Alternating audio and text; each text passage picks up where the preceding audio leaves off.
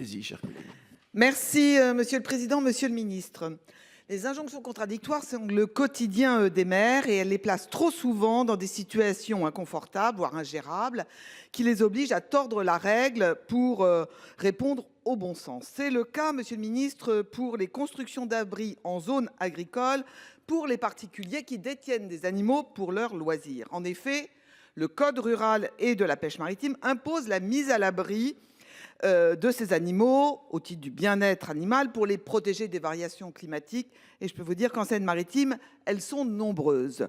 Mais de son côté, le Code de l'urbanisme réserve la possibilité de construire ces abris uniquement aux agriculteurs et non pas pour les particuliers qui détiennent des animaux pour leur simple loisir. Alors que fait-on, Monsieur le Ministre, quand on détient un cheval, un âne ou un mouton pour son propre plaisir?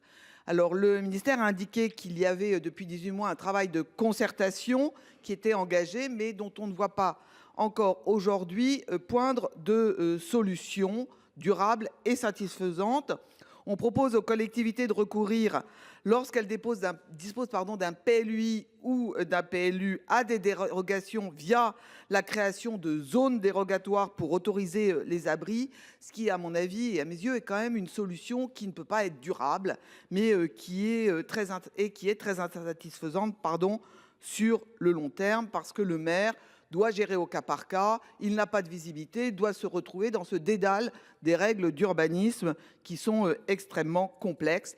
Donc, Monsieur le Ministre, ma question est simple. Je voudrais savoir quelles mesures vous entendez prendre pour répondre concrètement à cette situation qui met les maires parfois dans des situations complexes. Je vous remercie. Merci, cher collègue. Monsieur le ministre, à vous.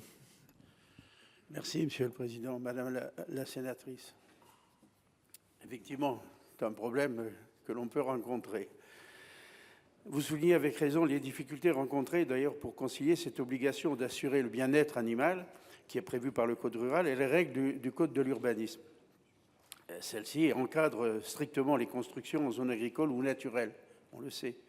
Le gouvernement est pleinement conscient de cette situation qui concerne à la fois les particuliers détenteurs d'animaux et puis bien entendu les maires qui sont chargés d'appliquer la réglementation.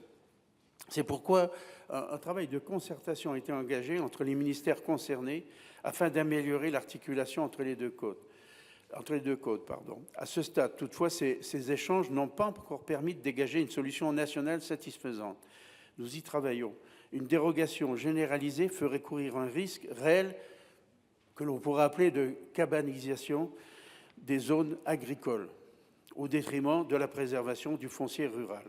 Une évolution législative ne peut donc être envisagée, peut-être pour l'instant, même si pour autant des outils existent. Dans les communes qui, vous l'avez souligné, qui sont dotées d'un PLU ou d'un PLUI, l'article du Code de l'urbanisme permet d'autoriser dans des secteurs de taille et de capacité d'accueil limitée, les fameux STECAL, des constructions telles que les abris pour animaux détenus à titre de loisir.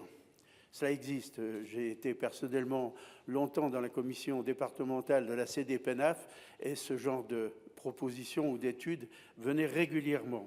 Cet instrument offre une souplesse réelle tout en préservant la vocation agricole des sols. Dans les communes dotées d'une carte communale également, certaines constructions annexes peuvent également être autorisées sur des terrains bâtis. Donc le gouvernement demeure mobilisé pour clarifier le cadre applicable, mais il est essentiel que tout détenteur ou futur détenteur d'animaux anticipe son projet et s'assure de la compatibilité avec les règles d'urbanisme local avant finalement d'acquérir cet animal. Je vous remercie. Merci, cher collègue. Oui, vous pouvez parler. Vous voulez répliquer, allez-y. Non, très rapidement, en remerciant le ministre pour sa réponse. Dire qu'en plus peuvent s'ajouter, c'est le cas dans mon territoire, des règles liées au littoral qui vient encore plus complexifier la donne pour les maires. Et ça serait bien qu'on ait quand même une clarification nette et précise qui permette aux maires de s'appuyer sur une règle stable, claire, pour prendre des décisions qui s'imposent à ses administrés. Je vous remercie. Merci, cher collègue. La parole